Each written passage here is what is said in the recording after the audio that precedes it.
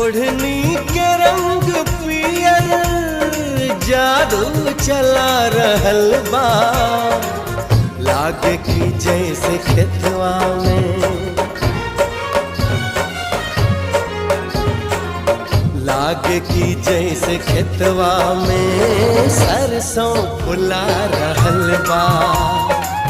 लागे की जैसे खेतवा में सरसों फुला रहल बा। ओढ़नी के रंग पियर, ओढ़नी के रंग पियर